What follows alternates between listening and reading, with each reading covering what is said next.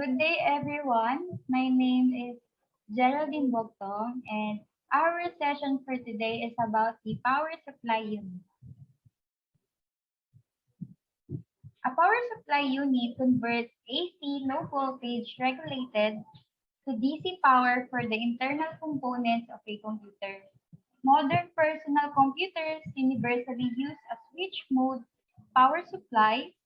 Some power supplies have manual selector for input voltage, while others automatically adapt to the supply voltage.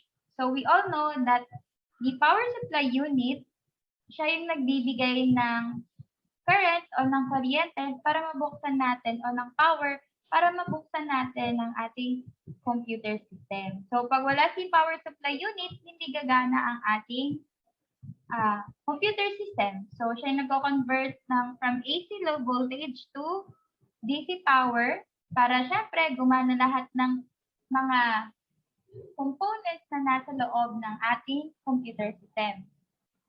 Next, ito yung view ng connector, 24 pin and 20 pin sa loob. Wire side. Ito naman yung 80 power connecting wiring diagram. So the connectors, the 20 or 2480X pin, it allows you to turn on the motherboard. Early models had a 20-pin configuration. Wheels, the current standard is now 24. So dati, 2080X pin lang siya. Pero ngayon, 2480X pin na yung ginagamit. Ayun na yung standard natin ngayon. Mas maganda na siyang gamitin kaysa sa 20 pins 2080X pin. So yung the 20 or 2480X pin power connector, ito yung nagbibigay ng power sa ating motherboard. So kapag ito ay hindi nakakonect din sa ating motherboard kahit na naka-open ang ating power supply unit, hindi pa rin gagana ang motherboard kasi hindi siya nakakonect. Siya yung way para maggumana or mag-power on yung ating motherboard. Next. The ATX P4. P4 means 4 pin. The connector called P480X was introduced by Intel for Pentium. Hence the name. It plugs into the motherboard, exclusively powers the processor. So kapag, di ba, pag binuksan natin yung ating computer system, may makikita tayo itong pin na ganito. Apat lang siya, apat lang yan. Ayan naman ang nagbibigay power sa ating processor. So pag di rin siya nakakonect, hindi rin naman gagana ang ating processor. Next, today most motherboards possess 4 to 8 pins dedicated to powering up the CPU. The latest standard for power supply makes use of an 8-pin connector, sometimes called EPS 12 volt or 12V, made up of 2 by 4 pin blocks again to ensure compatibility with all motherboards and classic 8PX P4. So, itong ATX na 8 pins, hindi ko pa talaga siya nakikita. Pero, nakikita sa personal. Pero dito, alam ko na siya kung ano yung itsura niya. Kasi, nung time na ako yung assemble and disassemble, ito lang yung nakikita ko.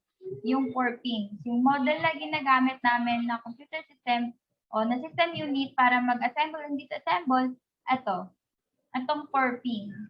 Itong 4 pin. Pero ito, bago na to, ito na daw yung standard, mas okay na ginagamit ngayon kesa dito.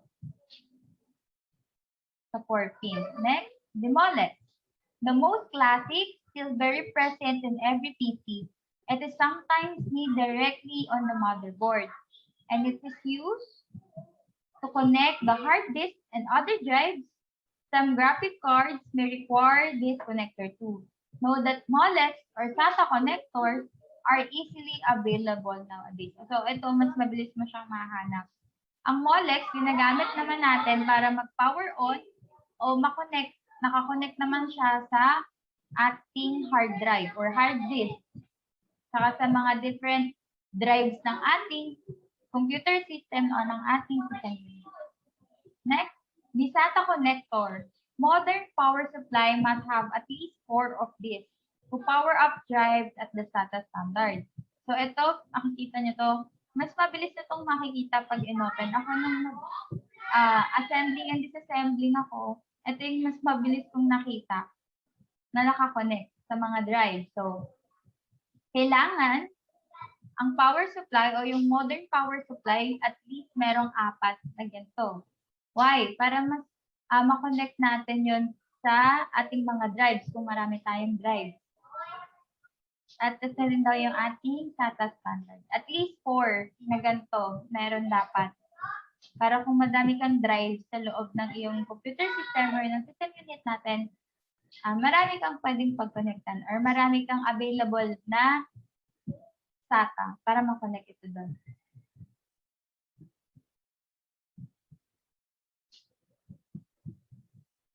Yan. The PCI Express. Modern graphics cards need more power. They need to power themselves directly from the power block.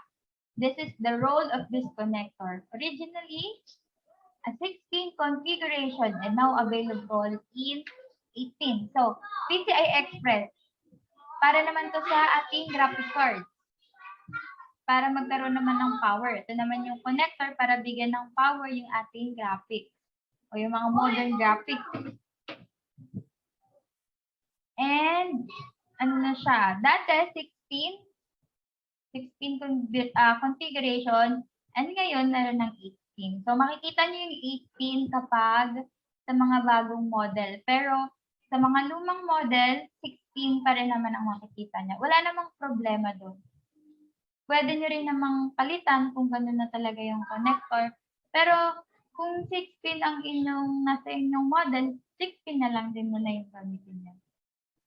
Next, if you plan to buy a powerful graphics card, be careful on this. Your power supply should contain at least 2 PCI Express slots, including one convertible at least 6 to 8 pins as follows. If your power supply doesn't have an 8-pin connector, there are 6 to 8 adapters. So, ayan, ito yung mga connectors na ating ginagamit. Kapag bibili na tayo ng mga powerful graphic cards, dapat meron tayong PCI Express slots na pwedeng paglagyan. At dapat convertible o dapat connected. Dapat kung 8 pin yung nandoon, 8 pins yung nandoon sa iyo, 8 pins. Kung 6 pins, 6 pins. Para hindi tayo mahirapan sa ating connection. Next, the Molex to PCI Express. Note, the use of these adapters is not recommended and required. The power supply to be a good quality and powerful enough to feed the latest graphics.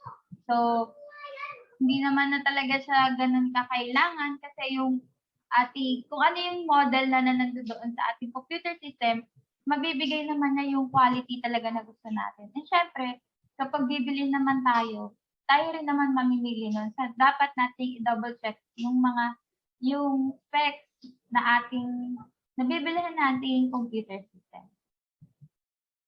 Ayun. Okay. Next, the pins. You can see all these connectors are fitted with pins. Never force. Take your time, look at the connector, and ask yourself 2 questions. Is this correct? Is it in the right direction? So, kapag tayo ay magkakabit na ng ating pins or ng different pins, kailangan alamin mo muna kung tama ba. Titigan mo maigi kung tama ba yung pinoconnect mo. Kasi kapag hindi tama, possible kang magkaroon ng problema. Possible na hindi gumana yung isang part dahil lang sa mali nating connection. Especially na yung power supply ay yung nagbibigay ng power sa different components ng ating computer system. So, think and ask yourself a question 2 times.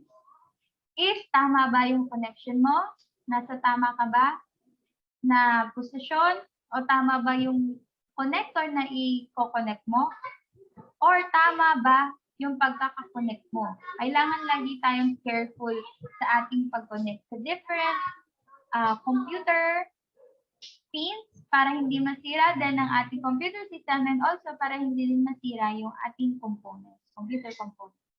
And that's all the tips about the power supply unit. I hope you learned something and thank you.